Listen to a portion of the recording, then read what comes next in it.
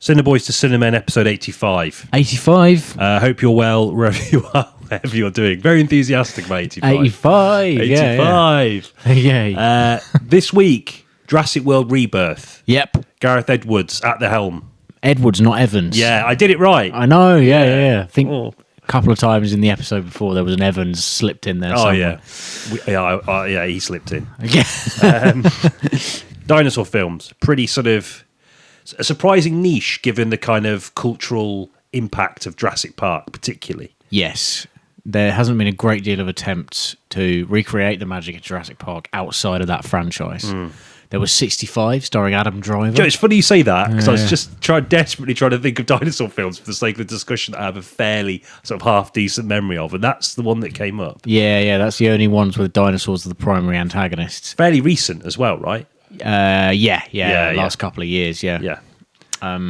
Weird movie. I haven't actually seen it, but an odd. I have. Have you? Yeah. Well, yeah, okay, we'll talk about that later. Yeah. But let's not start talking about it now. No. Dinosaurs, I guess we're going to be talking about the Jurassic Park franchise. Yeah, of course. Perhaps more selectively than the people might expect. Yeah. Or maybe more than familiar with by now. Obviously the originals. The newer trilogy, my relationship with isn't nowhere near as positive. I've only seen two of them. It all ended with Dominion. Is Dominion the third one? Dominion's the third one, yeah. Okay, so the second one's called Fallenkingdom. Yeah, dreadful. Yeah, really bad. So I lost interest after that. Yep. And I think you might have got the sort of from the tone of our kind of just sort of closing remarks in the last episode, weren't particularly enthused for this either. No. But it allowed us to talk about something we haven't talked about before. True. Yeah. There we go. Dinosaurs. Alongside that, we'll talk a little bit about the mechanics or the kind of narrative mechanics of contemporary blockbuster filmmaking. Okay. Yeah. Because I think this film is a particularly sort of blatant example of the kind of narrative framework that's dominated Hollywood for a long time. Yeah. And one of the worst. Not necessarily because it's bad, but because it is bad, but it doesn't do anything to kind of try and obscure or add any kind of thematic depth to any of its beats. It's very happy just to kind of let you kind of see it for what it is and then move on. Yeah. Which I thought was a bit strange. Yeah, agreed. Yeah, no attempt to do anything new. So, No. strange. But we'll talk about it a bit later on. Yeah. Questing the cinematic void. Dinosaur films. What? Yeah. Yeah. Strange that they obviously have a pretty seismic appeal. Yeah. And yet there isn't a huge amount of movies, particularly in the more, say, the last sort of 20, 30 years. Obviously, dinosaurs have made appearances in lots of films. Yeah. But the idea of them, as you say, is that the primary kind of focus or antagonist is something we don't really see a lot of outside of the Jurassic Park. Yeah, it's confined to that, basically. Even that 65 film, wasn't it set on like another planet or something? I think it was set, if memory serves me correctly, it was sort of like a Planet of the Apes thing. It goes back in time to Earth. Yeah. Right, okay. Yeah, fair Spoiler. enough. Spoilers for 65. Yeah, no, it is odd. Like, there's definitely...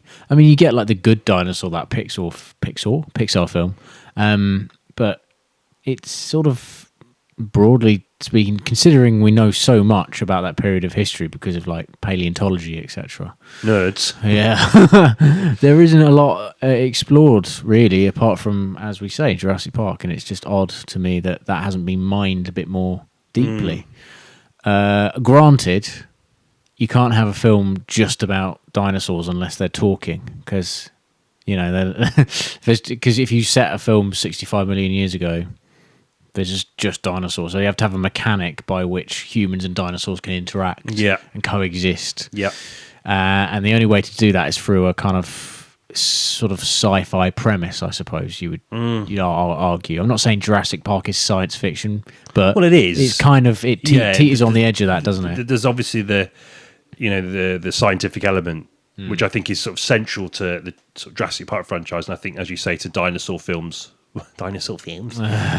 more broadly, is because they do tend to be these kind of movies that facilitate the showing off of kind of tech to realize these kinds of realise the dinosaurs themselves, but also thematically speaking, it's a way to kind of wrangle with ideas around the kind of limits of science and human endeavour against the backdrop of kind of nature, which is one of the primary kind of conflicts that pretty much runs is this kind of, I guess, the thematic spine throughout the majority of the Jurassic Park films. Yeah. And in a way, to go back to 65, like, I didn't actually think 65 was a particularly bad movie because it didn't have that. It was more just like a kind of quite straight-laced kind of like action romp. Okay, yeah, with like red lasers in the late. Yeah. Like, I didn't actually dislike it. Like, fair. By no means did it sort of set the world alight. But I was sort of talking to one of my friends about this recently. But like, do you know, sometimes you're just in a mood for a movie that's just passes you by. Yeah. Okay, it was the perfect kind of movie for that. You know, right? Yeah. That's fair. Yeah, I'll maybe watch it at some point. I can chuck it on. It's one of those films, I guess. Yeah, 100%. Chuck it on. Yeah.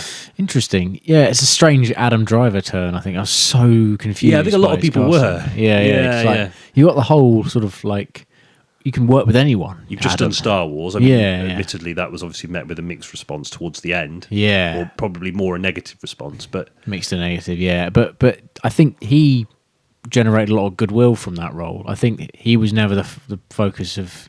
Like, his performance wasn't kind of derided by the end of it, was it? No, I guess not. Yeah, an odd choice. I mean, he might have just thought, let's have a go at a big action franchise swinging for the blockbuster. fences epic. Yeah, exactly. And it was a sort of semi-original idea. It might have been based on a novel, I guess, but like, yeah, at least it wasn't a sequel or reboot, etc. Yeah. Fair play. Yeah, I think that's part of the reason perhaps I was kind of softer on it than I would have been usually, because it fulfilled its role as that kind of blockbuster experience which you sometimes just need. Yeah. And also, like you say, it wasn't attached to a pre-existing property, and it wasn't kind of reliant on your memory or connection to that to sell tickets. So yeah, there's something in that, I think. But yeah, broadly speaking, the dinosaur movies, they do tend to interrogate ideas around sort of science, the limitations of science, and how that impacts the sort of our world and our environment. And of course, typically they're kind of cautionary tales about that, aren't they? Yeah, so the classic Jeff Goldblum line kind of springs to mind. Yeah. I'm not going to say because you know exactly what line I'm talking about. It's the science line. Yeah. Maybe I should say it. I don't know. What do you reckon? Just in case people are because he does. There's quite a few quotes. A few lines. Yeah, he does say more than one. Yeah. It's you spent so much time thinking that if you could, that you didn't stop and think to realise if you should. I've properly butchered that. It didn't go like that. He said it a lot more eloquently, but you get the general gist. Yeah. And that thread sort of does run through Jurassic Park and indeed most films where dinosaurs and humans sort of interact. Meddling with nature, playing God, those kinds of things. Yeah. Like how we harness our power, how we, as humanity, that kind of, broad but interesting idea, I guess. Yeah, I mean, Michael Crichton wrote the novel, right? He did, yes. And he also wrote Westworld, which is another kind of thing about the idea of using scientific advancements for kind of more for entertainment purposes. Yes. Oh, yeah. And how these things tend to backfire because it's kind of driven by the need for profit. Yeah. Which is a theme that is very sort of ham-fistedly included towards the tail end of Rebirth. But the idea, I mean, I guess obviously it's not so much about dinosaurs as entertainment in Rebirth, but this idea that this kind of power is being harnessed for something so frivolous. Yes, There's something inherently, arguably perhaps more troubling about that, in the sense that asks us as consumers to kind of reflect on that a little bit more. Yeah, after having paid a tenner to go and see it. Yeah.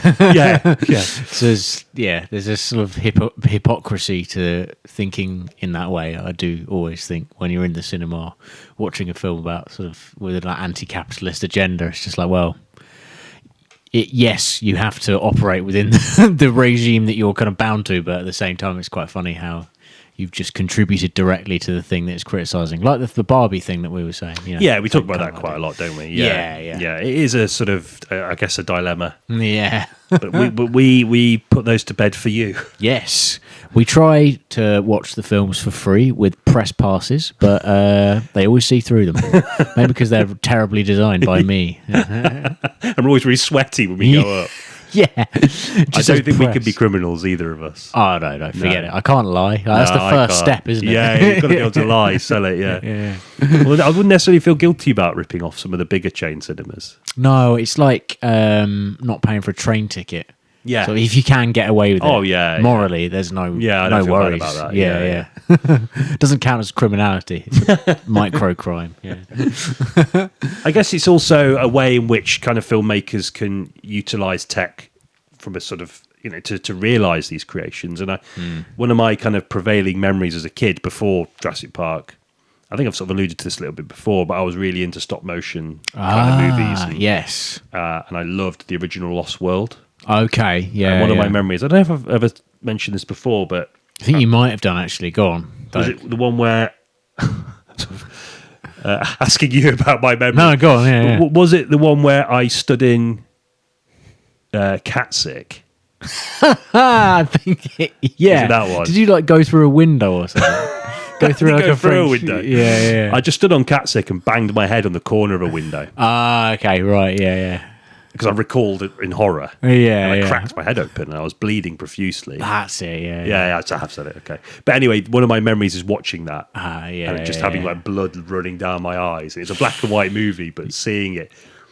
So there's a kind of, that's entrenched in my mind. And as a child, I was obsessed with dinosaurs. So it kind of facilitated that, that interest. It's obviously a very common obsession for a lot of children, but Well, yeah. I mean, Which is interesting. It is interesting because you can go to like, arguably the Egyptians and that kind of thing is also equally interesting. But there's something about dinosaurs which captures the very young, right? So like the toddler age, in the way that sort of Egyptian stuff doesn't really.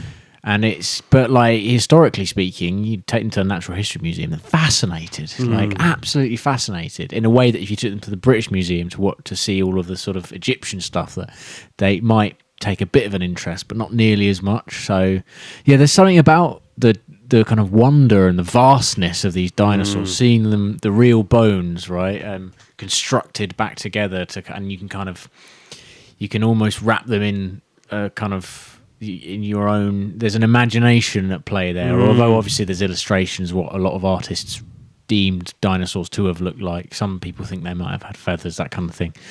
There's an imagination there, like a void to fill, I think. Must be, just the idea of inhabiting a world where these things were just wandering about.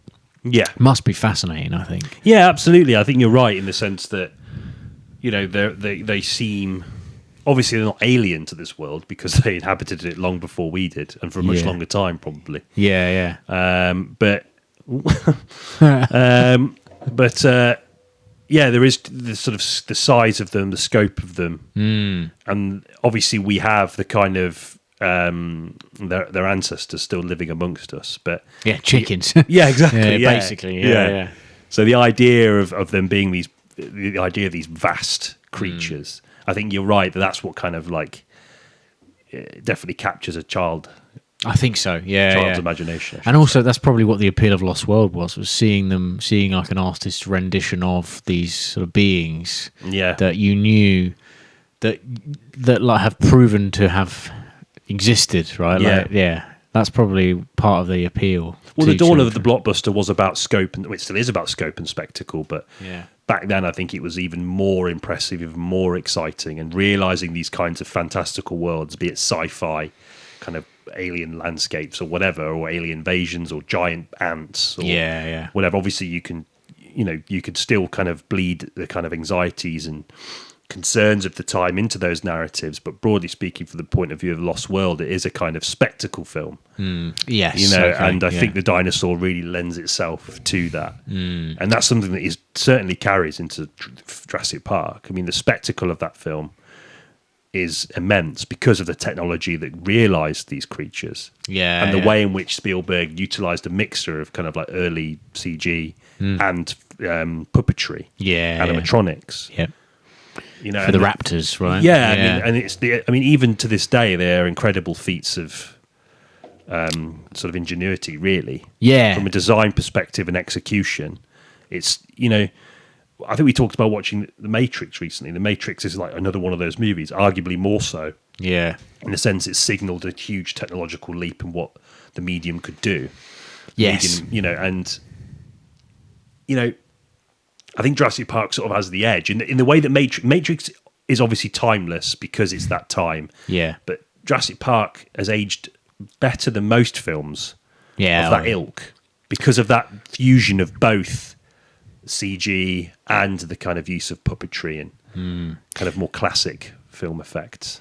I think its strength is in its camera work as well as the CG augmentation of this sort of CG dinosaurs. In that these shots were designed for maximum awe effect, right? And also the acting as well. I'm just thinking back to the scene in which they see them for the first time, right? They see which Rebirth attempts to ape. I know, yeah, we'll talk about it in a bit. It's an interesting scene. I didn't hate that scene, actually. No.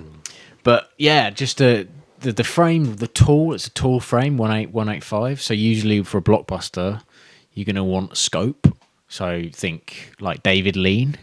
You're going to want scope. Spielberg's like, no, I need these creatures are tall and high, so I need the frame to be tall and high. Okay, yeah. I need the actors to react with, like, I need to spend a lot of time on the reactions to these creatures as well as the creatures themselves. So, like, the bit for viewing, for people watching on YouTube, I'm going to attempt to do the sort of Laura Dern head turn. Oh, yeah. That Perfect. bit, amazing. Yeah, what a way your rendition. Oh, right, of course, yeah. Better than Laura Dern's, arguably, and Sam Neill's, yeah. But the way he constructs that and the way he films that is like there's a respect for the CG because it's and there's a kind of obviously I think nowadays it's seen as an afterthought nowadays as a way out as opposed to a tool. Like not always, sometimes it's employed in invisible ways. I'm like always quite like very clear on that, but there are certainly in the later ones I think it's just like a kind of. They say they use animatronics, but it all gets replaced, and you can tell it gets replaced because someone in like the head of Universal says, "Oh, it looks like an animatronic," and they just replace the whole thing. Whereas, like, there's something so special about Jurassic Park and the way they conceal it, and the sort of simple things they do to kind of augment it with the real world. Like, I'm thinking the T-Rex attack in the nighttime. The reason that looks so good is because it's one light source and it's raining. So when it's raining, things shine. And shininess, I think in early days of CG was quite easy to get right. What was difficult was direct sunlight because there's light fucking everywhere, right? And there's only so many bounces the kind of computer can compute before it runs out. So yeah, just huge amounts of genius, I think, with the use of it as an early tool. Really cool. Do you think it's down to that and that kind of Spielbergian magic that that makes it such an adored movie? Because it's a film that, certainly the original, and maybe arguably Lost World to an extent, but nowhere near the same way as Jurassic Park, but they're totally beloved by people that like you wouldn't expect. Yes, absolutely. Yeah. Do you think it's that? What is it? What is it that makes it feel like universally loved? I mean, it's hard to dislike for a start, isn't it? Yeah. I mean, it's got every ingredient you need for a blockbuster, but also the jokes are actually funny. The kind of morals through line is intriguing and holds up. Like, there's. The characters are well developed and like you genuinely believe that they love dinosaurs even before they see any of them. And so when you get introduced to these creatures for the first time, you're seeing it through their eyes as well as your own. So as well as being massively impressed by the CG, you're also kind of in the shoes of these people who are in the Jeep, right? And like imagine experiencing that for the first time. But you're right, it is an odd one. It's just hard to criticize, I think, that film. Like it's just popular to the point of being just hard. I mean, for our generation particularly is probably like the top 5. I would say you could put it on. I mean, you put it on in most social situations and no one's really going to care. No one's gonna be like, oh, not this, God, not please. Whereas with Disney movies you might get that a bit more. Yeah, exactly. There's even the better ones, some people are going to be like, oh, this is a kid's film, that kind of thing. There's going to be that rhetoric, isn't there? But not Jurassic Park, because there's just something in it for everyone, I think. I think it really does a lot of it boils down to that period of Spielberg. I mean, it's the tail end of Spielberg's being at the absolute peak of his powers in terms of delivering that kind of blockbuster feeling. Yes. You know, I think, you know, Lost World sort of had it a little. I mean, I quite like Lost World from my memory of it. Yeah. But, you know, I think it is peak Spielberg. Yeah. It's funny, I mean, I recently rewatched Ready Player One. Oh, right, yeah. And it just has none of it. No. It's so strange that, like, obviously, he just, for whatever reason, I don't know if his approach to filmmaking is changing to meet the kind of, or developing to meet the sort of demands of the new technology or new audiences. But I think something about that Spielbergian magic in that kind of, with that amount of money is being sort of snuffed out. Yeah.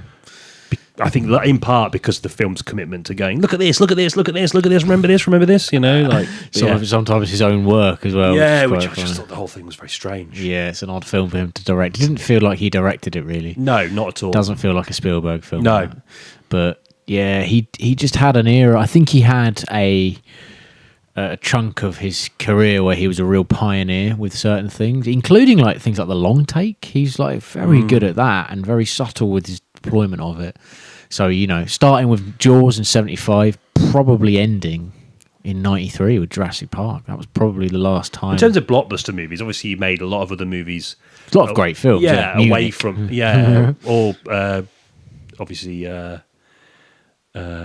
Schindler's List. That was 93. Yeah. The same year he made those two films together. He did. No, there's another film that was in my mind and it's just completely gone. Fuck it. Great content. Yeah. This is great. Keep it going. I just obviously he made films outside of that kind of blockbuster sphere that were really good. But I think in terms of blockbuster movies, I can't think of too many he made after that period that were like at that level.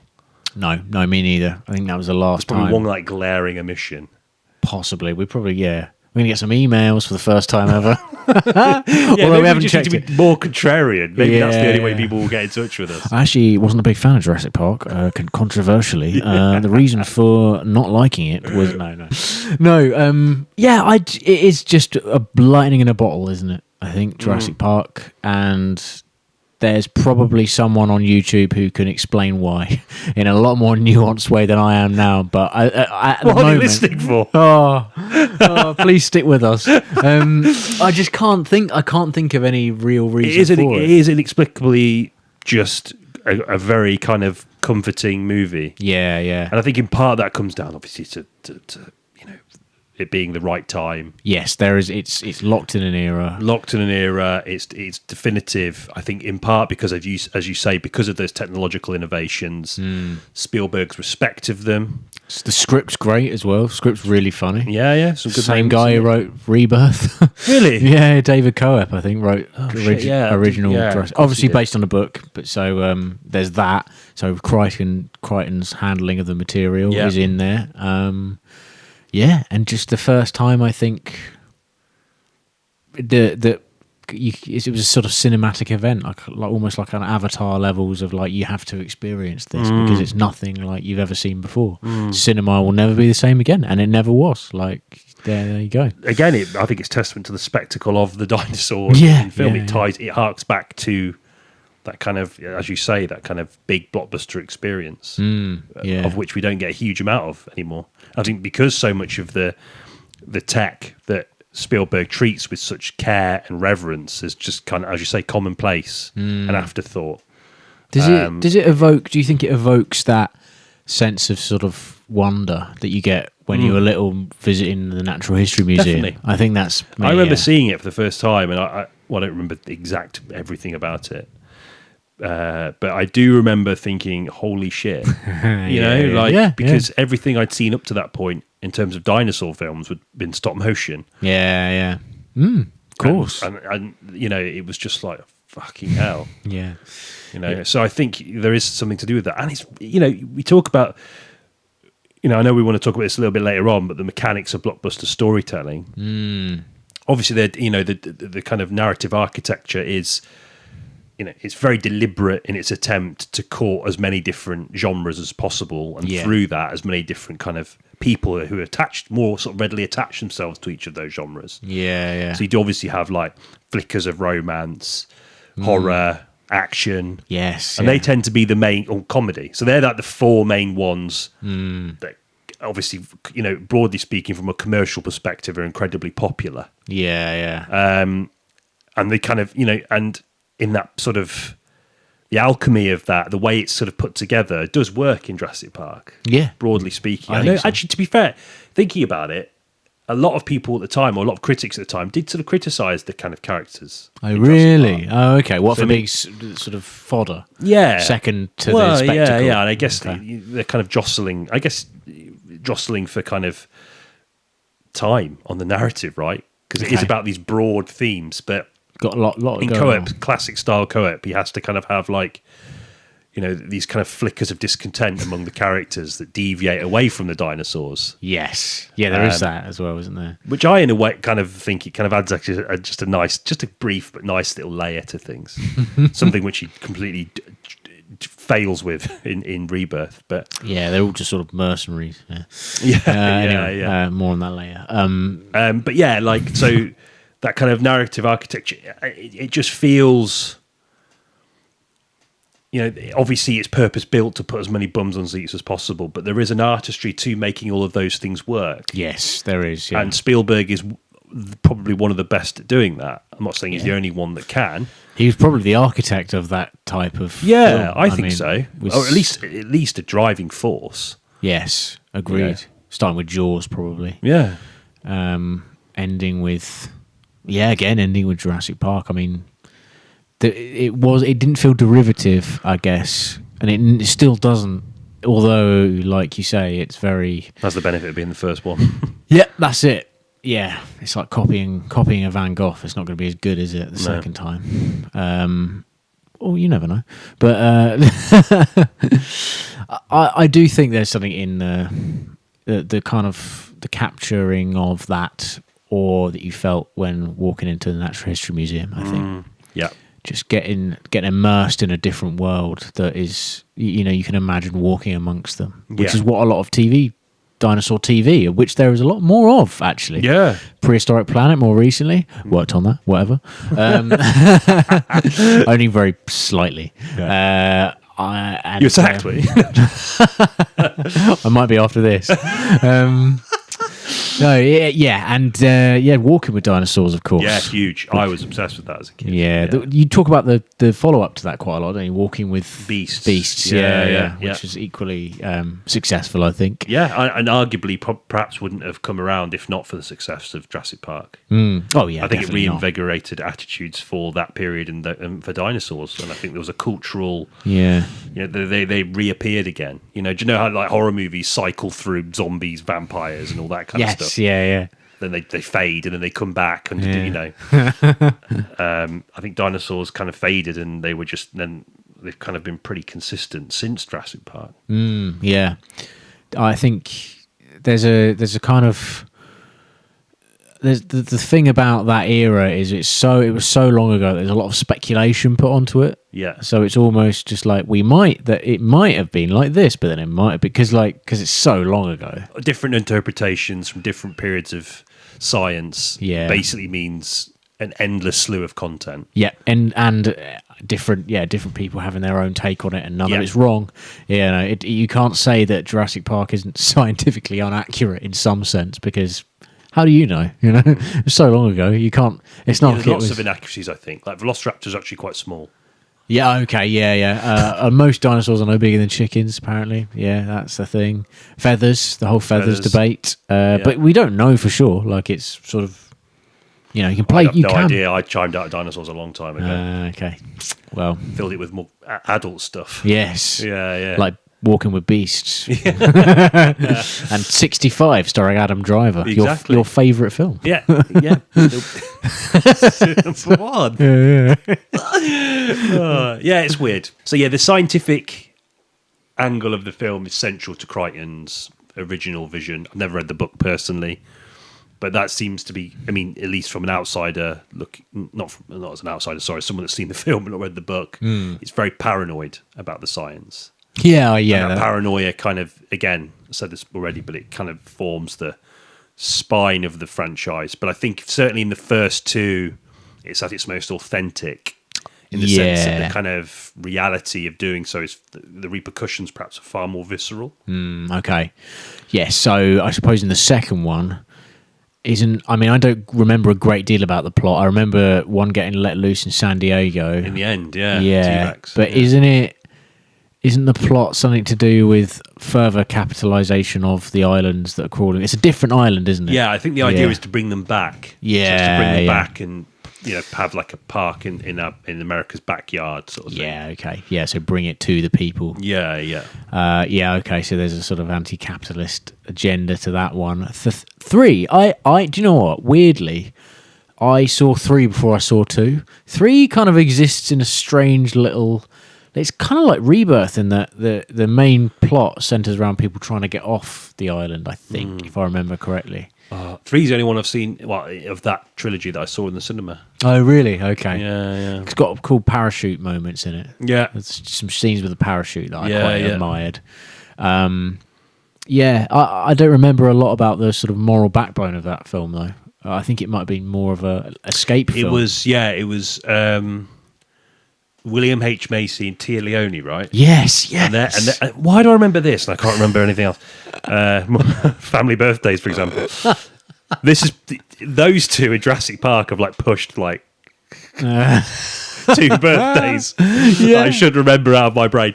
But yeah, they play like a couple who are divorced, but they wrangle in Professor Alan Grant. Oh, yeah. Under the he's guise back. of a dinosaur tour over That's the it. island, and then they realise that Tia Leone's partner and their son, have gone on like an illegal dinosaur tour and have been left on the island. That's it. That's yeah. it, isn't it? That's it. That's exactly what Fuck, happens. man. That's Fair play to annoying you, that I mate. can remember that. Yeah, Tia Leone. I don't know where I thought she looks a lot like Jennifer Connelly. So I got Similar. them, get them mixed up. Yeah. But that's probably left a lot of the kind of scientific stuff. And That's more straight laced, isn't it? Yeah, it's a more sort of so more straight kind of laced fodder. Yeah. 2003, I think that came out. But yeah, and then that was it for a really long time till 2015, I think. I guess with Jurassic World, where they bring back the park. The park's open. The machine, the kind of profit machine, started to churn. Inevitably, it all goes very, very wrong. Do you think its heart was in the right place?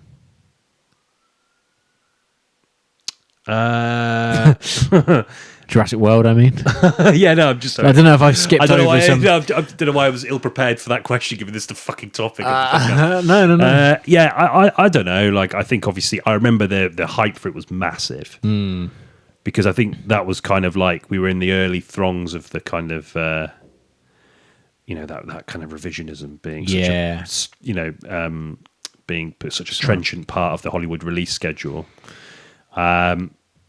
I don't really remember what I thought about it other than thinking, okay. It's like fine. Yeah. It's overwhelmingly fine. Yeah. It's like, but I think people were excited to see updated computer generated imagery used in it at that time. Because 2015, there was a period of time between 2003 and 2015 where I think photorealism became like the focus of CG, and if done well and if done right, it could look flawlessly good. Yeah. But the problem is it's also the time where the digital cinematography and this kind of murkiness started to creep in, and like HDR and the sort of over sharpness of digital cinematography. So it had that, which I think I wasn't expecting. I was expecting more charming kind of shot on film look, and so I got this sort of glossy, glowing blue overgrade. I think it was sort of overgraded, and it was just a bit. There was a sort of weird varnish to Jurassic World, which I thought was quite an uncomfortable realization for me, anyway. And the plot was kind of shit as well. Like, I don't even remember it. Yeah, it's the same again. I candle to Jurassic Park 3, clearly. No, maybe I mean, William H. Macy in it. Maybe I'd remember it.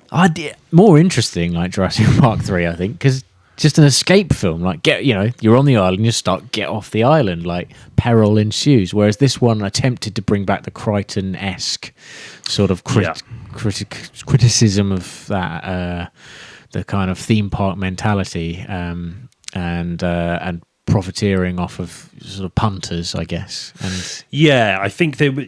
I think we were very much in the era of that kind of expanded world kind of storytelling, that overarching narrative across a broad range of movies or mediums. And I know we talk about this a lot, so I'm going to be very quick with that. But I think the mythology of Jurassic Park and the whole stuff with InGen and the different islands and all the experiments, that was kind of around the films, I think. And I always quite liked, I guess now looking back on those original films, as we're very much in the midst of that kind of style of storytelling, I kind of liked how that it was kind of restrained with that.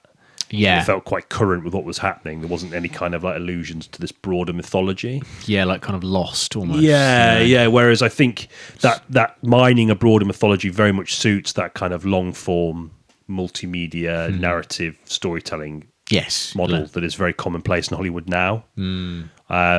But yeah, simultaneously they managed to water down the kind of thematic impact of that.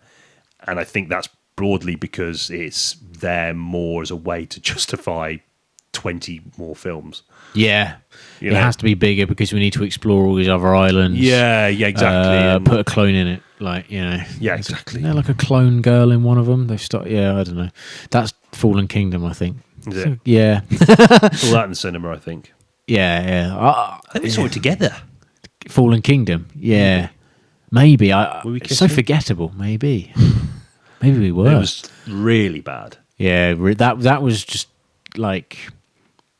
It was worse than mediocre, that one. It was just like a tale of two halves. Like, I know, on our previous episode, I sort of showered 28 years later with praise for the same thing. But this film, Fallen Kingdom, starts out with the Chris Pratt character and Bryce Dallas Howard. That kind of string continues on. And then there's a volcanic explosion, which is actually the best bit in the film. Are they saving the dinosaurs?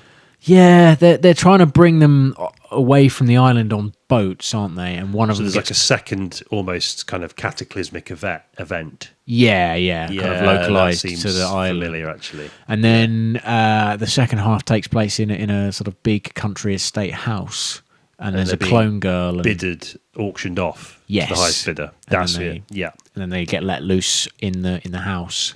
And it's like a haunted house film, and it really doesn't work. Really bad. The only good bit is when there's like a kind of haunting moment where I think one of the dinosaurs is getting engulfed in flames, and it's quite sad. I remember watching it die, and it was like, oh, this is horrible and sad. And then that was it. And that was the best bit of the film. It was horrible and sad. Really weird left turn. Didn't work at all for me. And it speaks volumes that I don't remember a great deal about it either, other than basic plot beats and the fact that Chris Pratt was annoying in it. Bryce Dallas Howard wasn't that much better. Pratt was definitely kind of riding high in the Guardians thing. Yeah. And then he just got stuffed into absolutely everything. Everyone's been like, I don't think he's that great a leading man. No, I don't know. I think he exists better as part of a collective. Like, I didn't mind him as Star-Lord, but he was part of a group in that, isn't he? He's sort of I don't know. But he was cast, and he was even touted as being the next sort of Indiana Jones at one point, wasn't it? Everyone was saying, Chris Pratt would be amazing in it. Yeah. I don't know. It's quite one note, I think. What, the Chris Fallen Pratt. Yeah. I know it's a bit harsh. Oh, it's all right. He doesn't listen to this, I don't think. I always, yeah. Yeah, he knows how to do one thing, and it do it. In the eyes of a studio executive, he does it well. Yeah, he's trying to be a kind of charming Errol Flynn kind of type, and it sort of stinks a bit. I don't know. It doesn't work. Yeah, I think you're right. I don't think it really. I'm not going to be running to the cinema to watch a film with him in it, unless maybe he's sort of cast against type. But he seems to be doing a lot of kind of sort of Amazon and Netflix projects. Oh, really? Yeah. Makes sense. Really naff looking sort of action movies, or like big sort of blockbustery CGI things. Was he in that one with the Netflix one, the one directed by the Russos? Which one? the robot one. Oh yes, he was. Oh, the Electric State. Yeah, Him and Millie Bobby Brown, that's it. based on like a graphic novel, a beloved one. Apparently, it sort of largely sacks the source material off. Ah, doesn't sound like Hollywood. Oh yeah, weird. But I don't know. Do you think Fallen Kingdom sort of tried to go against the formula a bit and failed? I think it was that kind of thing. That all the dinosaurs have been destroyed before by a Yeah, cataclysmic yeah. event. So obviously there's that. Obviously, I think we say this quite a lot about a lot of blockbuster films, but when you kind of feel like an idea gets, there's a sort of an idea starts, and it probably has a lot more going on in it than the end script. Well, when the final draft of the script is handed over it to gets the filtered actors. down through a series of It gets passed through this kind of lens of how are we going to include action sequences, and how are we going to make sure that everyone knows about the broader mythology and all this kind of stuff, and that obviously has a huge impact on storytelling. Yeah. From a sort of major franchise point of view. I think there was obviously an intention somewhere along the line to kind of focus on the ethical considerations of the dinosaurs themselves. Yeah. So again, you could mirror that against the kind of way in which human beings treat our natural world and animal life. Yeah. So I guess there's an attempt there. There is an kind of- attempt to do something else. Take it in as that it always direction. tends to be with blockbuster films. Starts off probably fairly earnestly in a writer's room or in the mind of one writer, and it gets wrestled from them by some twat in a Lamborghini who doesn't really care about films. No, yeah. And then you've got Jurassic World, Fallen Kingdom is the end product. That's it. Directed by someone who I quite like some of his work as well. Who? J.A. Bayona. Oh yes, Yeah. didn't he direct the plane film? It's Society in the Snow. Yes, he did. Quite like that. It's a good film. He's a good, when he put him, when given the right project, he can do it. Like there's a Monster Calls, I thought was quite charming. Okay, Slightly Spielbergian, actually. Yeah, definitely. Yeah. Didn't mind The Impossible too much. That's loved by quite a lot of people. Early sort of Tom Holland, Naomi Watts, Ewan McGregor, like. Oh, the natural disaster one. Yeah. 2004 Boxing Day Tsunami. Yeah, that's the one. Thank you. Just the one natural disaster in that one. There's a. It's pretty on the nose in terms of the emotional beats. It's like, it wants you to cry. Yeah. But I liked it. So he can do it. I just think this franchise has a kind of history of, well, I guess you could say it's got a history now of taking directors who have promise and kind of slinging them shit, I guess. Colin Trevorrow had his debut was very well received. And then he kind of got involved in this franchise. He really became like almost the helmsman, didn't he? Yeah, he did. Yeah, He's kind of like the kind of equivalent of Snyder was for the DC for a while. Yeah. It went badly, and they just tossed him. Yeah. He directed. Yeah, and then they told him to leave. Yeah. He was like, but I've not even got my trousers back. So get out. Is that my percentage points for the film? It's made $1 billion. Yeah, come on. He did the first. They might have used the severed hand of Samuel L. Jackson's character. Oh yeah, I forget he gets his hand. Yeah. Oh yeah. Just the puppet of the hand. Yeah, the original prop. Yeah. Like a runner doing it. There's this kind of a vague theme that I think permeates throughout certainly the newer trilogy. And it definitely comes to a head in Rebirth, in the sort of genetic modification of these dinosaurs and creating new dinosaurs. Yeah. It's like eye roll. I hate it. Yeah. I hate To me, it seems So like a annoying. pretty sort of like overt nod to the fact that audiences have become very kind of expectant of the kind of things they expect to see in terms of the technology that's deployed.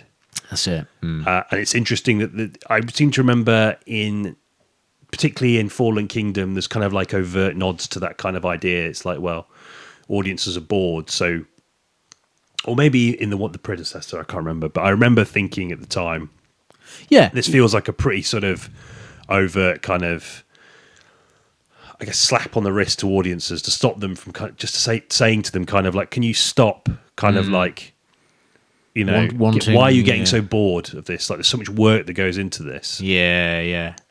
But then simultaneously, the only thing they think they can do to remedy that is by hammering them with more of it. Yeah, it's strange, and it's self-fulfilling prophecy. Yeah. They've got an idea to criticise audiences for getting used to CG and kind of getting hungry for the next biggest, best thing. And then they do exactly that, and it's kind of like, are you addressing that?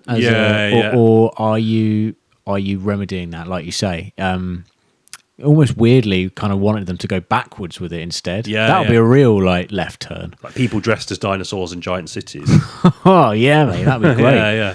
I mean, just even having like smaller dinosaurs being kind of like, you know, the scare factor becomes not from the scope but from the subtlety of them. Scaling things down a bit. Yeah, I don't know, man. That's maybe never going to happen, is it? Ever? No, it's not ever going to happen. No, I'll give it a go. I can imagine them in like 10 years doing like getting Dan Trachtenberg, Prey, like with Prey. Well, he's the same as Trevorrow with Prey. I mean, I quite liked his Prey film. I thought Prey was pretty good, but he's getting involved in that now, isn't he? He's deep.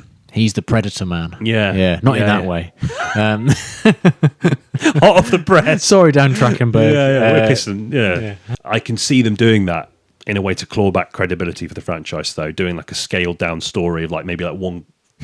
Like a couple of InGen scientists driving a velociraptor somewhere they shouldn't, and it escapes. Yeah. There's like a shopping mall, a bit more handheld in it. Signifying to you that this is a scrappy indie project. Yeah, exactly. yeah. That seems to be the way that they try and claw back credibility. I mean, it kind of worked for Prey. I mean, I quite liked Prey. Yeah, I think. But Prey was a bit more earnest in its kind of the way it kind of utilised sort of America's indigenous culture as part of it in a way that felt sort of semi. I don't want to say legit because I don't know. Earnest. It was earnest enough. In its attempt, and like the visuals of that landscape. Yeah. Was so just in and of itself, just so great. It like, cause, you know, people shit on Dances with Wolves because Kevin Costner's become a bit of a joke, but that film is like wonderfully composed, and I think Trachtenberg with Predator. The Predator franchise sort of took it back to that, really, of just like almost a sort of storyboard aesthetic, and he did a great job. And then introducing, you know, just something else, something new, something a bit, something like I wasn't expecting that. Like what a left field way of, and like somehow it feels like a Predator film still. Not perfect, but a good. A valiant attempt at taking a franchise in a different direction. And maybe they can do that with Jurassic Park as well. I actually think it's too far gone. I think all the goodwill for this franchise is probably all gone, and people just going to go in and sit down and be like, oh, maybe this one's going to be a bit better. Fingers crossed. It's performing well, though, isn't it? You were telling me, I wasn't sure the blockbuster numbers, but yeah, it's doing very well. It's already made like 350 million. On a budget of 180, it's not been out that long. It'll clear 600, 700 million, I think, easy. Okay. Yeah. So we're going to get more then. Oh, we'll get more. Yeah. They'll get Gareth Edwards back because they can, you know, I'm sure I read somewhere that Rebirth was like a standalone thing. Maybe it is. It feels like it. It has a kind of cuts off the characters at the end, doesn't it? Yeah. They have not. I mean, they're so one note. There's nothing really more for them to do. No. I didn't care about any of them. But anyway, I just think I just hope they leave it alone for a bit, or at least for a bit. Just and stop sodomizing the dinosaurs. You know, I know. Sort of get up. I mean, I don't have a clear idea as to how I would like this franchise to go, but to somewhere else, like ditch the sciencey stuff, like.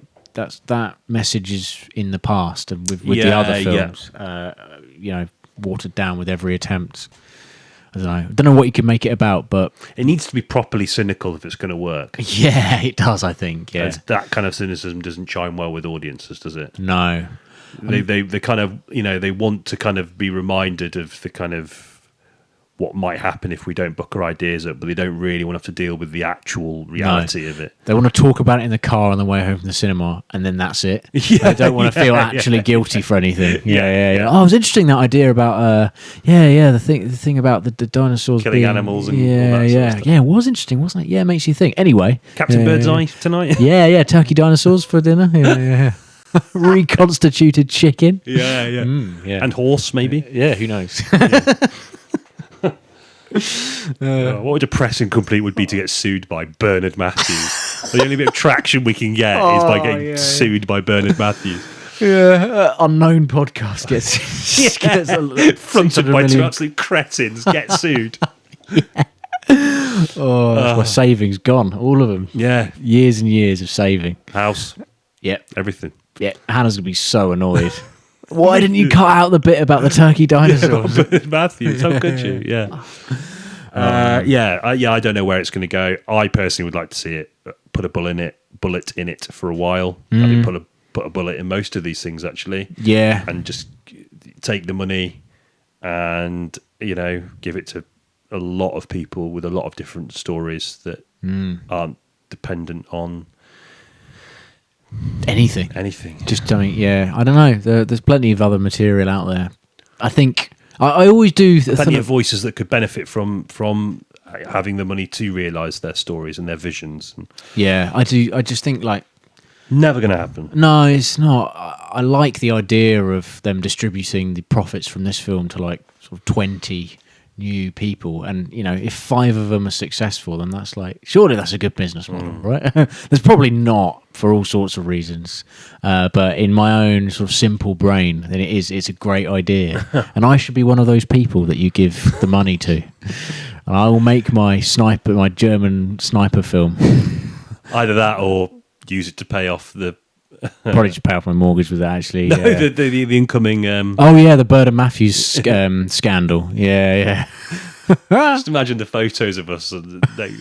Yeah. Oh, it's just me leaving. Wouldn't be work. a good one. No, they'll get pictures of me. Photographed terribly, as you can tell. Yeah. I want to quickly talk about the kind of mechanics of blockbuster storytelling. Yeah. Okay. Good. I guess we could actually talk about it in the context of Jurassic World, actually. Yeah. Let's use that. It would seem weird not to, because we don't want to do that thing we always do. We go, we'll talk about it in a minute. Talk about it later. Yeah. Never do. Yeah. The thing that struck me mostly about this movie is how flat it is, just across the board. Yeah. Okay. I would arguably still say that I probably preferred it to any of the other newer ones. Yeah. Because they were just shitter. It's less plasticky. Yeah, exactly. I think Gareth Edwards brings a kind of style to it that has been sorely lacking. Yeah. And obviously, when he's the helmsman, the VFX are going to be good. Yes, which they were. Yeah. Which was the highlight, I think. Always going to look good. We talked about the creator, of course, not too long ago. And, for all of its problems with it being coming from such well-trodden ground, visually stunning movie and genuinely impressive effects given the budget, especially. Yes. So from that point of view, like, it's kind of hard to criticize the movie, and I kind of feel like there's a general feeling about the film that a lot of the problems aren't really Gareth Edwards' fault. No, yeah. And I kind of subscribe to that, because I think the biggest offender is the script. I think the script is really poor. Yeah. But I also think there's just, within that script, the problem is there's just a total lack of commitment to anything that kind of seems to echo to the performances as well. Like, it just doesn't feel like anyone's really prepared to invest more than is necessary into it. Yeah. It feels like a lot of people are just there for a paycheck. That's it, yeah. And I'm not saying that's necessarily, a bad thing, given that it's like the 7th Jurassic Park film now. Yeah, 7th, yeah. Yeah, and obviously the last ones didn't do that great. It just feels that everything the film wants to do and say, it doesn't commit to it. And everything just feels very flat. Yeah. Like, you've got the kind of like emotional beats that don't work. You've got the comedy, or attempts at comedy, that is probably some of the worst in the franchise, and just representative of how shit it is in blockbuster films lately. It's like cringe-inducing. Yeah. And also the kind of thematic stuff about kind of pharmaceutical greed and stuff. Like, it's so non-committal to all of those things. It is. It reminded me a bit of the way that it was deployed also in that Neil Blomkamp for Elysium.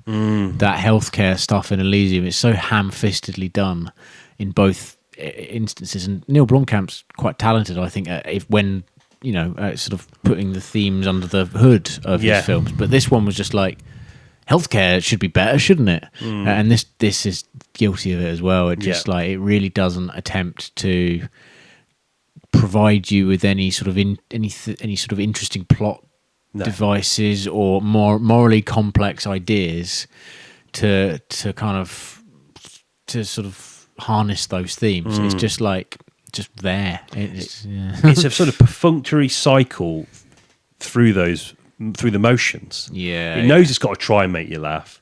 It knows it's got to have a kid in it that's going to be in danger at points for the emotional thing. yeah. Characters have got to be kind of like jaded or dealing with some kind of personal trauma that the film's going to have vague allusions to, or have like a couple of scenes that last. One line of dialogue. Yeah. Miss my mum's funeral. Yeah, like, oh, that's pretty shit of you, isn't it? Anyway. Anyway, this big dinosaur, the Mosasaurus, is coming towards them. Dinosaur was it? Oh, it was the D Rex in this one, wasn't it? Yeah. Hannah thought it was the Dinosaurus Rex. I thought I should mention that. In fact, I've been told to mention that. Good, okay. Which, was one of the funniest moments that came out of the film. Just Hannah leaning to me, like, is it D like Dinosaurus? I was like, don't know. Maybe. Possibly, yeah. Anyway, sorry. It's just...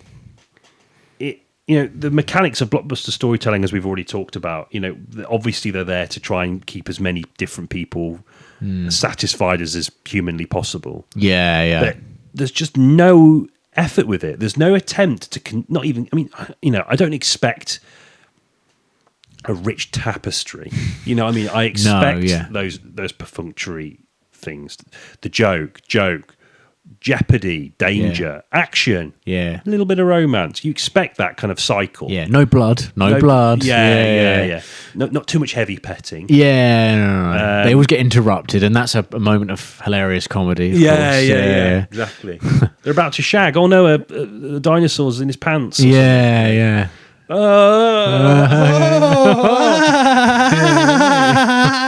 just oh my god.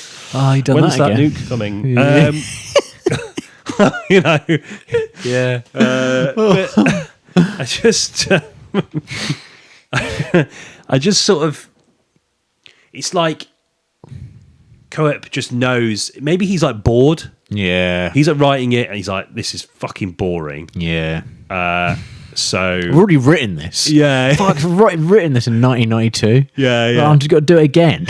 But I don't know. I just thought, God, it's so non-committal. Yeah. Like they kind of, you've got the family who are on the yacht. It's like a dad, obviously a slightly fractious relationship with his two daughters, a pothead boyfriend of his oldest daughter. Yeah, it generates a lot of jokes about the disparity between the relationship between the youth and and he's just on the face of it a kind of a slacker, but a bone idol. Exactly, obligatory arc. He actually is like a good guy. Yeah. But it's like there's like a scene where he's like, "Hey man, like thank you for saving my daughter," and he's like, "It's okay." And it's like, fucking hell, is that it? I mean, don't be wrong. It would have been shit either way, but this is like, it just seems like everyone's just like dialing it down. It just felt like a sort of, I don't know, like you could almost think it was some kind of bizarre kind of joke. Yeah. That they were all acting like in such a muted fashion. Because, these films aspire to that. They want you to feel those things. Yeah, they do. And, going back to like the comedy element, that kind of, when we talk about this quite a lot, but the comedy element is like, I never remember it even being that funny and more successful examples of it in blockbuster films. Yeah, no, that's it. I never remember hearing anyone laugh for a sustained period or people coming out and going, that was really funny. Yeah, I loved the boyfriend being a pothead in it. Yeah. Like, but even when like the film, like I'm thinking about that kind of humor that's like, it's the same kind of humor that's like in Marvel movies. Oh, yeah. Even like in the better Marvel movies, no one laughs for a sustained period. No, yeah. It's purpose built to be like, quick laugh. Done, back to it. Comic relief. Yeah. And jeopardy, but not jeopardy with any stakes No. either. Like you know who's going to survive. You just know. And the bit at the end as well, the flare. Just like he's going to be fine. You just tell.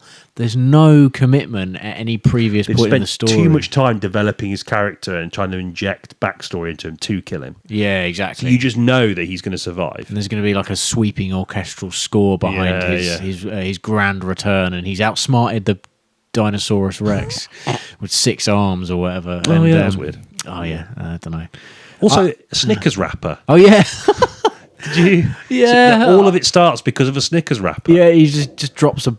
yeah, I mean... I'm always baffled by this how this kind of tech... And again, picking holes is fucking not particularly fruitful, is it? But I'm doing it anyway. Oh yeah. I did it with the flare thing. Fuck it, you started it. You should have made me suspend my disbelief for longer with that. But yeah, the Snickers thing. It's like it's always amazing to me that how amazing this technology is until like a wrapper gets in it. Yeah, that's it. There's no backup there. Like, you haven't built that into the store, and they could have easily had it be something else. And why was he eating a Snickers wrapper when he was wearing the kind of outfit that's clearly supposed to be like, yeah, sort of there's sort of kind of biological consideration. He's tucking into a Snickers, probably because the fucking it's just funny. Some executive was like, "Well, Snickers have agreed to pay for the caravans that you'll be staying in." yeah, so exactly. You've got to find a way to fucking cram that into the narrative. Yeah, we really do have to keep that in, do we? Yeah, okay, right. Yeah. It's cheap. It's sort of nasty. It's a weird catalyst for this film.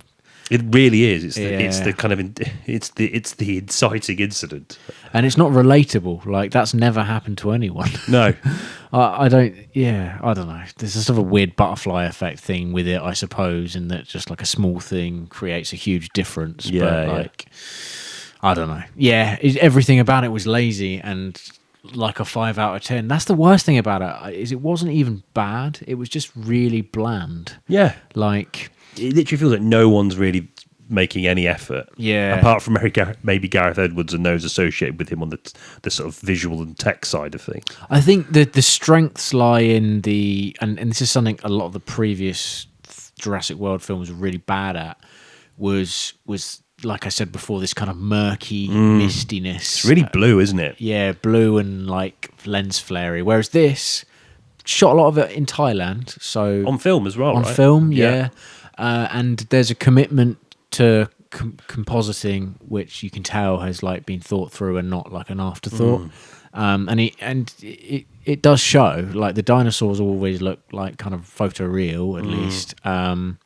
There's some well-designed action sequences, like with the boat and stuff. Like, and even though we said we'd talk about this, so we have to.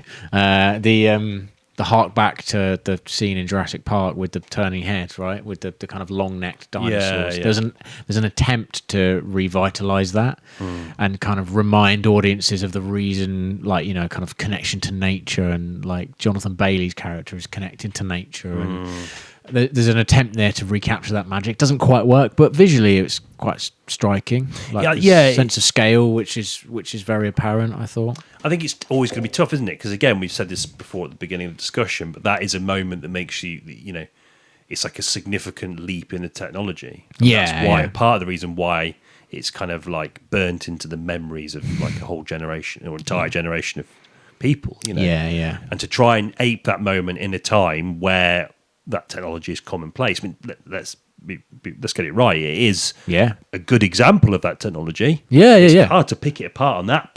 No, it's high end. Yeah, it's good stuff. Visual effects. It doesn't impress anyone anymore. No, and it made me feel bad for not being impressed. Yeah. Because I know, I don't know obviously as much as you know, but you read a lot about the kind of development hell of a lot of these kinds of things and the amount of hours people have to put in, and it is like blood, sweat, and tears. Oh yeah. And I know that for a lot of people that is like it's their livelihood, and I don't think that should stop you from criticising its use in the industry as it is, because it is representative of a time in the industry where things are feeling particularly bleak. But it did kind of.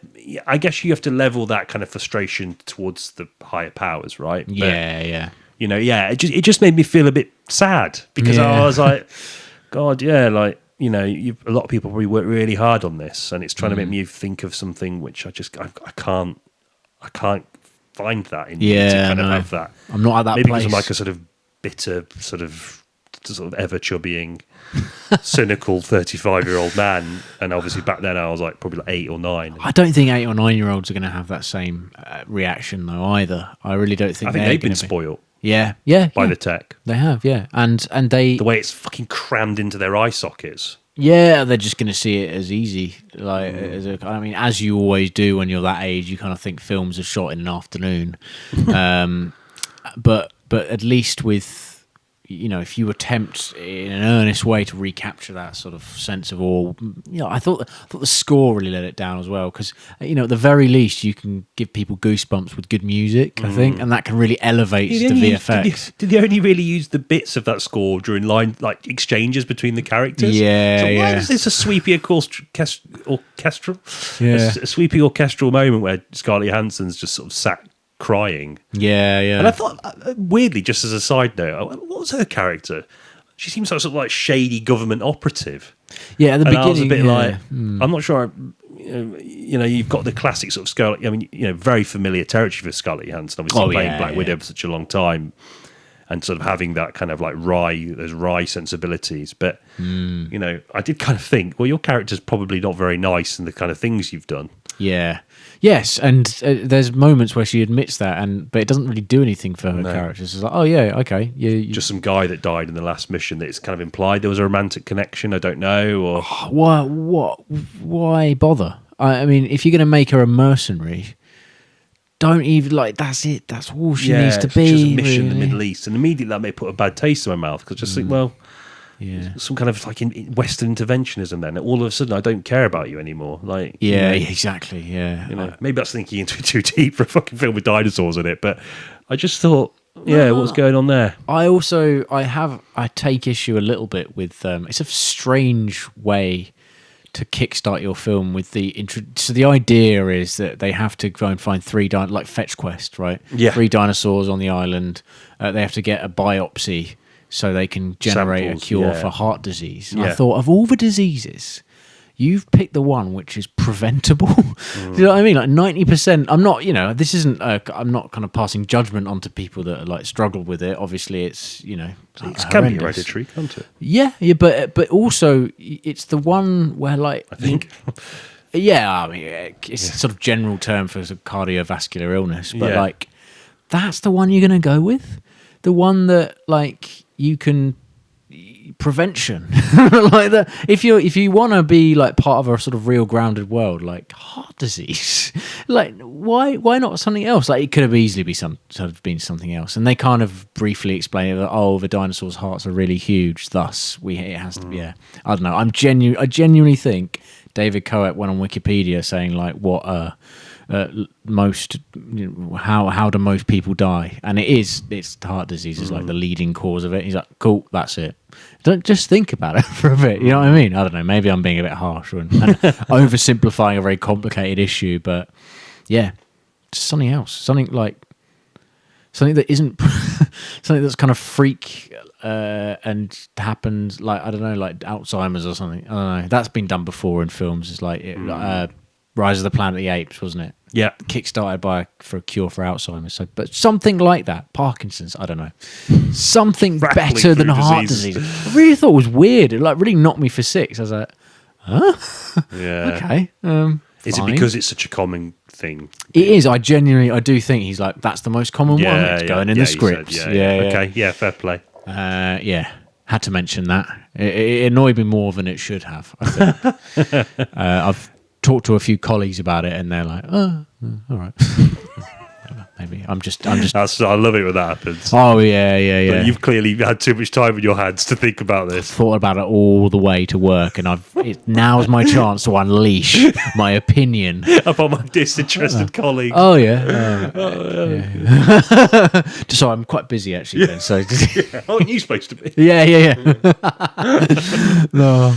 Yeah, no, I know you. It's just all. Yeah, I just, and the humour is, I mean, we talk a lot about this, and that kind of false irony, those kind of jokes. It's like, oh, I didn't want to die today. Yeah. Oh, this doesn't look good for us. Those kind of jokes. This is the last time I go on a family vacation of this. Yeah, exactly. Yeah, there's sort of one-liners. I just. It gets a bit tired. Like there's a kind of quite common trope amongst like quite a lot of Hollywood films, especially ones where you're on an island, you have to escape, that kind of thing. Like the sort of And the idea is this family is meant like Old. That film Old, for example, does it. It's just like the family's kind of been put in a perilous situation, and yet they still have time to eat Skittles and throw stuff at each other and make jokes. It just waters it down to a kind of cheap shit, kind of like non-believable level in a way that Jurassic Park never did. Like, it never. It treated, you can say that it got criticised for being spectacle as opposed to character development. Yeah, but at least it didn't stoop down to the lows of like kids whinging about stuff and just like, oh, what are families like? Like, yeah. What are we like? Oh, we're nobody's perfect, but we love each other. And I don't know. Yeah, my daughter was being knobbed by a loser stoner, but yeah.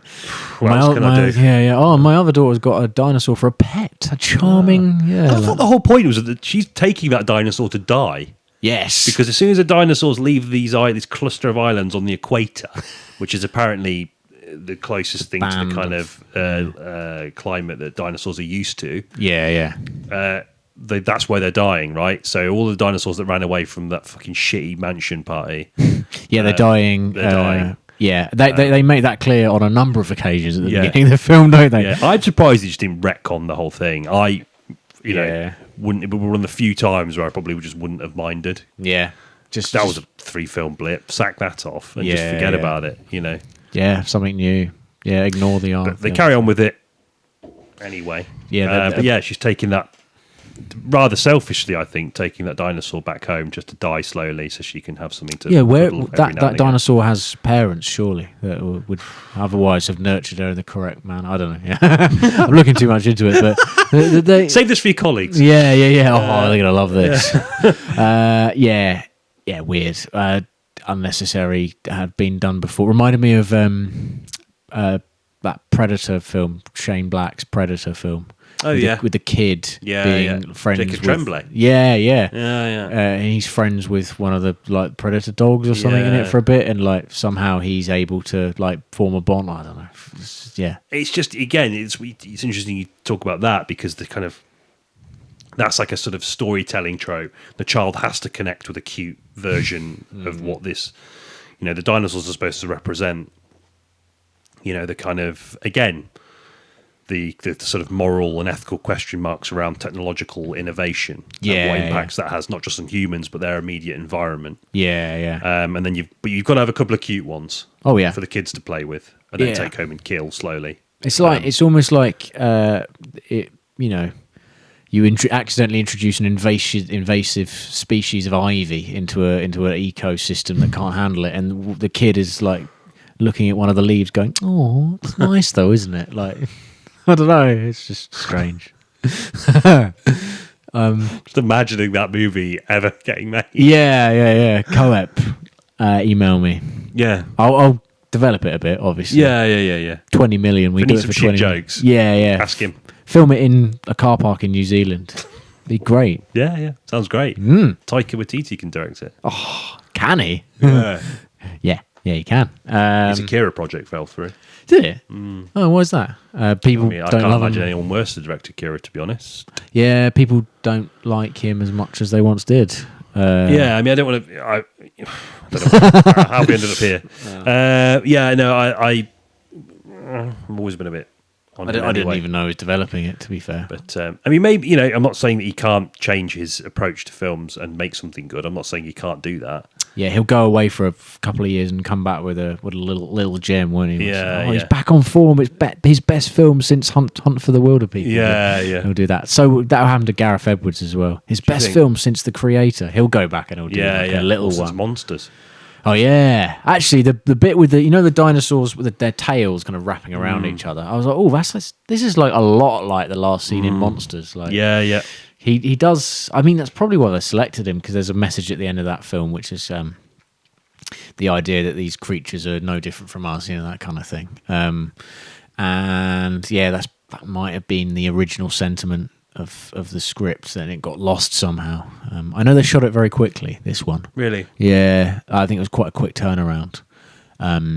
So, like, he's known for being quite, what's the word? Ridley Scott's known for this as well, economical. in sort of the way he shoots things. Apparently, so it doesn't. But if the script's no good to begin with, then there's not a lot to cut, really. Anyway, is there? Yeah, no. It's a shame. I am going to keep track of his career. I don't think he's quite ended it with this. Like, I mean, obviously, obviously not. If he's made Universal a lot of money. Yeah. I hope he. Yeah, wish him all the best. Yeah. I'm just yet to see him even get close to Monsters. In terms of and I think he obviously has that in him. I just think he needs a good script. Yeah. And obviously the enthusiasm for a kind of sci-fi movie, because obviously that's going to be his wheelhouse, isn't it? It is, a mid-budget sci-fi film is hard to greenlight.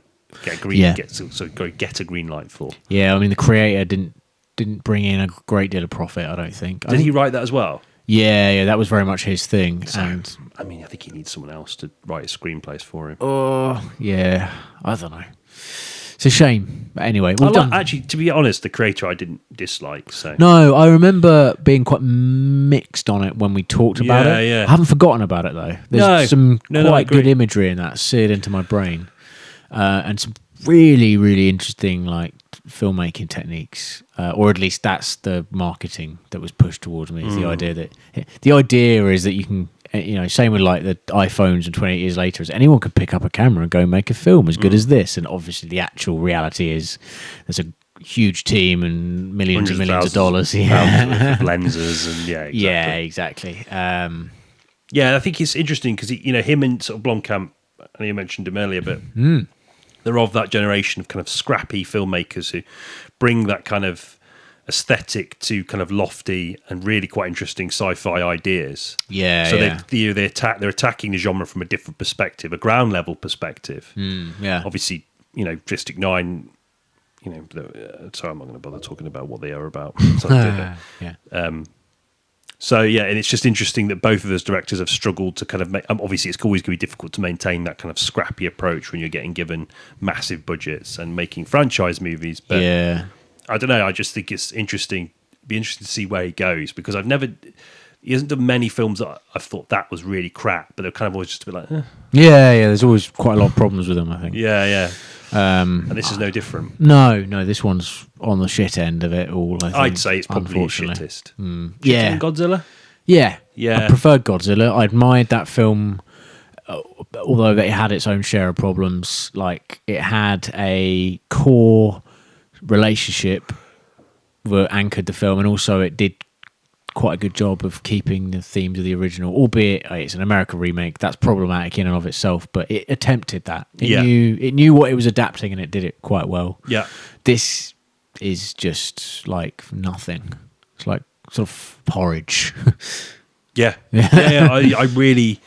I was sort of struck by how little I had to say about it, because it just doesn't offer anything. I was quite worried about talking about it, actually, because I didn't think I was going to have anything really meaningful. Like, just totally devoid of anything. Yeah. And it's something that seems to be shared by as I said, the cast, who are largely just, they're just fucking, phoning there. Yeah, that's it. That's it. Sort of transient almost. They're kind of just like, it's like, then they probably never going to think about that again. Yeah. Really odd. It just, you watch it and you think they stayed in a hotel that night. Yeah, you could tell that the way that they're kind of phoning it in is just like they're not in these characters. I mean, it's probably like the end of the day, a lot of actors are going to have projects like that. Yeah. And I think this is just it for the vast majority of them, I think. Yeah, that's it. Especially the more established ones, like Scarlett Johansson, who's, one of the most... I'd say she's the biggest star of this film. And she become the most bankable blockbuster star of all time? I think so. This film? That's it. Yeah. So, something in that. I know. It's a shame, because she's an under the skin. Fantastic. Oh, I mean, do something with Gareth Edwards that is more interesting if you work well together. Scarlett. Nice. Yeah. I have nothing more to say about Jurassic World. Let's leave it there. Rebirth. Yeah, outro. Boring. Requesting a cinematic void. There we have it then. Jurassic World : Rebirth. I need to stop making that joke. I'm making that joke just as much as Hollywood makes jokes about, irony. Sorry. I'll stop now. I really It's will. all right. Let's apologise. What are we doing next week? Then we just leave it in the rear view mirror. No more closing remarks. Well, go on. Let's see what. No, I don't have anything else to say. Crap. Yeah. Really. Not offensive crap. Well, offensive in the sense that, it is just really boring. Yeah, I really, really want Even to be by the watching. standard of modern blockbusters, which is already pretty fucking boring. Not all the time, but the vast majority of the It's like, Ant-Man and the Wasp kind of stuff. Jesus. I really wanted to watch 28 Years Later again instead. I remember watching it thinking, at least that, for all the criticism that's leveled on that franchise, at least it's fucking trying something. You know what I mean? Yeah. This just isn't. This It's is a just placeholder. depressing. Yeah, yes, exactly. Yeah. This is just to keep people going. Do you remember Jurassic Park? Next week, staying in this realm. A little bit. More of an Yeah. interesting, I think there's more, this is more interesting, this one. I think so. At the very least, I hope. We should probably say what it is. Yeah. Superman. We're doing Superman. I just hope there's because I really like the Suicide Squad, James Gunn's Suicide. Did you? Yeah, I enjoyed that. Not the Will Smith one. No, but, I liked it. I watched it on my stag weekend on the third night when most people had left, and they chucked it on, and I was like, that was quite delightful, like kind of very colourful, very homagey to the kind of the comic book aesthetic.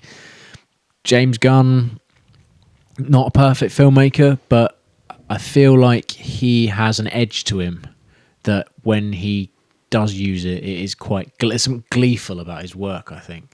And quite often a lot of heart to his films as well. So, I am a little less hot on him. okay, you hated Guardians 2, didn't you? You really didn't. Oh like the yeah, second one. I wasn't a big fan. But I mean, look, I haven't seen 3 actually. No, me neither. Maybe I should. Oh, I don't know if I'd be asked. So dumb with it. But I don't know. Like, it's an interesting choice because it's Superman. Arguably alongside sort of Spider-Man and Batman, the kind of heroes that stand outside Yes, of those kind of big universe experiences. Yeah. And their most popular films have done that. Obviously, James Gunn is the helmsman for the new DCU, it's called, I think. Yeah, I can't remember what it was. And this is the first film that signifies it.